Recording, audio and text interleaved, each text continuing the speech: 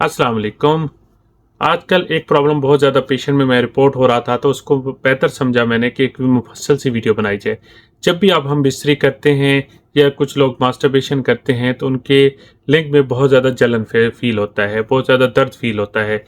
वो जलन आपकी बॉडी में भी हो सकता है, टिप पे भी हो सकता है, आपके टेस्टिस पे भी हो सकता है और इसकी वजह से एक और कॉमन काज़ भी होता है कि आप जो मसल्स होते हैं, वो टाँग तक खिंच जाते हैं और ऊपर भी यानी टेस्टिस के ऊपर तक आपको पेन आता है।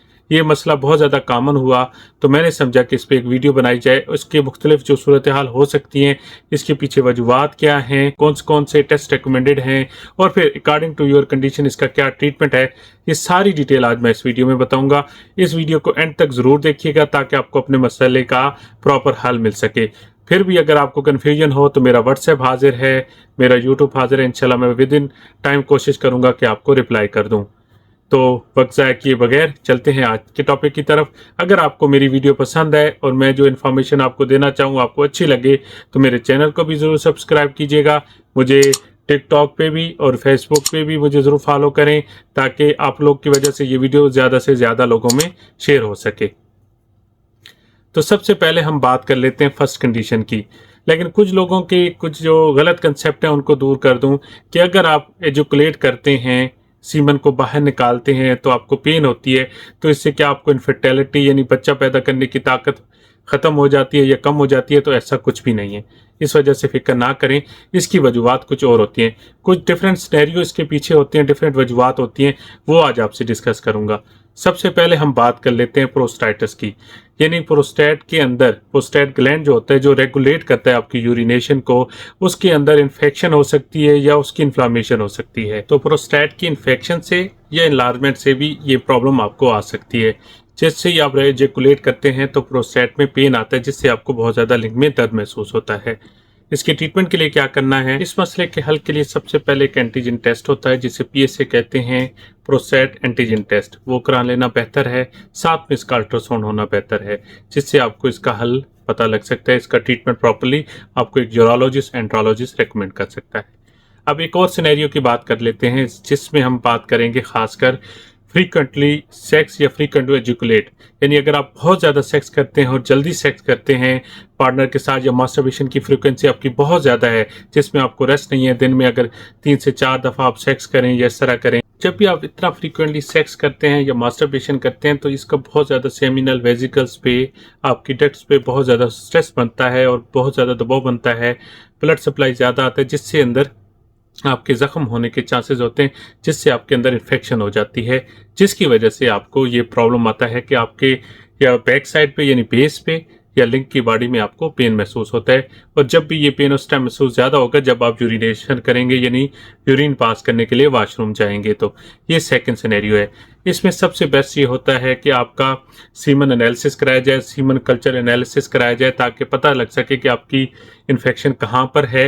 और अल्ट्रासाउंड भी बेनिफिट होता है। फिर उसके रिगार्डिंग हम इसमें एंटीबायोटिक रेकमेंड करते हैं, जिंक रेकमेंड करते हैं, विटामिन ई रेकमेंड करते हैं, जिससे आपका ये मतलब प्रॉब्लम सॉल्व हो जाता है। और ये जो भी ट्रीटमेंट बता रहा हूँ ये परमानेंट इसका सोल्यूशन होता है, टेम्परेरी सोल्यूशन नहीं होता और लॉन्ग टर्म भी नहीं होता।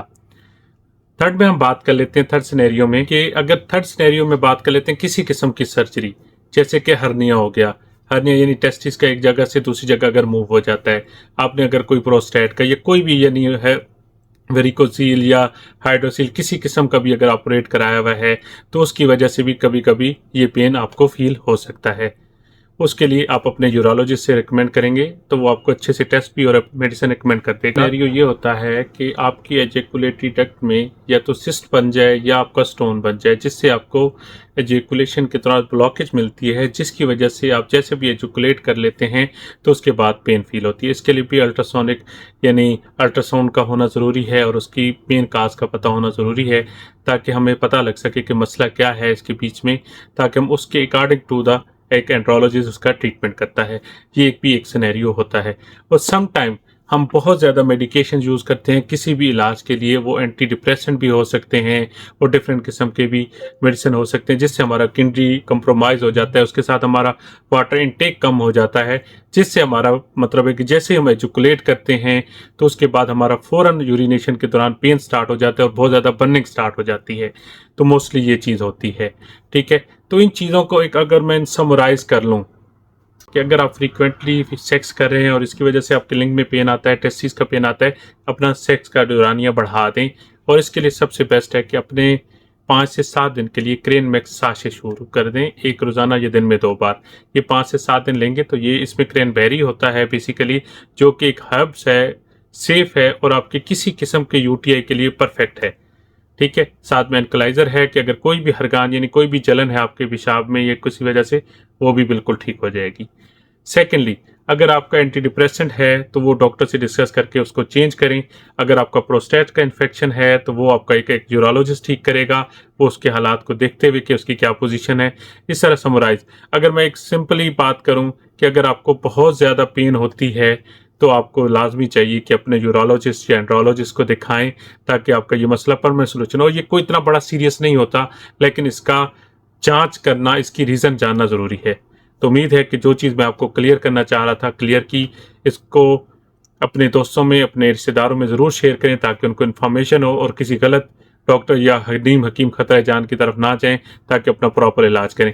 खुदारा पुराने हकीम ख़त्म हो चुके हैं, अब सिर्फ स्टीराइड बेस्ड हकीम हैं। इनसे बचें और अपना ख्याल रखें। अल्लाह ताला आपका हामी नासिर हो। अल्लाह ताला, और मुझे बहुत खुशी होती है जब मेरा कोई पेशेंट साहिब औलाद होता है और अल्लाह ताला अपने फजल करम से उसको साहिब औलाद करता है। तो बहुत जल्द मिलते हैं एक नई वीडियो के साथ। अभी के लिए डॉक्टर अब्दुल अलीम साजिद को इजाज़त दीजिए। अल्लाह हाफिज़।